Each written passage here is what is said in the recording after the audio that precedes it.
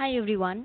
Today we are going to learn about the urea cycle, which is also called the Krebs-Hensley cycle or the Ornithin cycle. What happens in the urea cycle?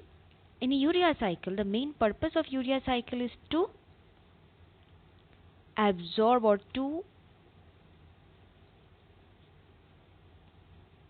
take up this ammonia and to push it down into this cycle. Why? Because free ammonia is very much dangerous for the body. This urea cycle, where does it take place? Some part of it takes place in mitochondria and the other part takes place in the cytosol. One thing I'd like to say to you is that the right side of this diagram of this cycle is a bit clumsy. So all the enzymes that are highlighted in with the pink highlighter, they act within the mitochondria, okay? So they are these mitochondrial enzymes. They are acting within the mitochondria. The rest of the enzymes which is not highlighted, they are present in the cytosol. So make this part very clear. Now coming, so first of all, ammonia, carbon dioxide and the water with the help of carbamoyl phosphate synthetase 1. Remember, it is carbamoyl phosphate synthetase 1. You need to be very specific because there is another enzyme called the carbamoyl phosphatase synthetase 2 which is involved in the pyrimidine synthesis, pyrimidine nucleotide synthesis. So, if you need to be very precise, you have to mention it's carbamoyl phosphate synthetase 1. Now, 2-ATP is used in this reaction. So, 2-ATP is converting into 2-ADP. And this carbamoyl phosphate synthetase 1, it is also the rate limiting enzyme of this entire urea cycle. One thing also you should keep in mind while remembering the name of the enzyme is that when we are using synthetase, that means ATP is used in the process. If it was synthase, there is no use of ATP in the process. It is synthetase, so there would be use of ATP in this process. Now, the carbamoyl phosphate with the ornithin using the enzyme ornithin transcarbamylase, it is converted into citrulline. Citrulline, with the help of citrulline transporter, it moves out of the mitochondria. Citrulline along with the aspartate, it is converted into arginosuccinate using the enzyme arginosuccinate synthetase. So again ATP is used. Here ATP is converted into AMP. That means which is equivalent to 2-ATP being used. Right? So 8-adenosine triphosphate, it is converting into adenosine monophosphate. This means it is actually equivalent to 2-ATP being used. We will see this part in the energetics. Okay? Now coming to here, see aspartate. Now this aspartate is coming from where? Now let us please notice one thing, that this urea cycle, this entire urea cycle is connected with some part of this TCA cycle. And hence it is also called the urea bicycle. Okay? Now let us see. Okay. Now this arginosuccinate which is converted to arginine using the enzyme arginosuccinate lyase. And in this process a fumarate is also released. Fumarate, with the help of fumarase is present in mitochondria. Okay, so fumarate, with the help of fumarase, it forms malate. Malate, with the malate dehydrogenase, then it forms into oxaloacetic acid. Malate dehydrogenase, here one reducing equivalent, that is NADH, is produced. Now this oxaloacetic acid, then it is converted to aspartate using the enzyme, that is the aspartate aminotransferase. This is the aspartate aminotransferase. Then again this aspartate comes out and enters into the urea cycle. So this is what is happening.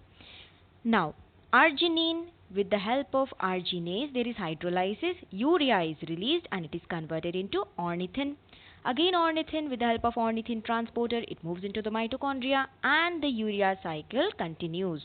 Very important thing is that, just notice one thing, that ornithin can be called a catalyst because it enters the reaction and it is regenerated also. It is not used up in the reaction.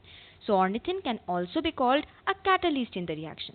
So overall reaction, if you think, how can you say the urea cycle? It is that ammonia and carbon dioxide and aspartate, it is giving fumarate and the urea. Remember one thing, for what is the formula of urea, it is NH2 CONH2. That means 2 ammonia will be needed, okay, in the process. 2 ammonia will be needed in the process, and 1 carbon dioxide to give rise to 1 urea. Now coming to the energetics part. See, step 1, we have seen how many ATP is required in step 1? 2 ATP is needed in step 1. So the ATP gained will be -2. Again in the step 3, let us see where is the step 3. Yes, here is the step 3. 1 ATP is getting converted to 1 AMP. That means which is equivalent to 2 ATP being used. So ATP gained is -2. What is the step 7? Let's see. Step 7 is this one. That is production of 1 reducing equivalent NADH, which when passes into the electron transport chain can give us 2.5 ATP. So net it is minus 1.5 ATP. So net ATP used or net expenditure of ATP is 1.5 ATP, 1.5 energy, high energy phosphate bonds, right?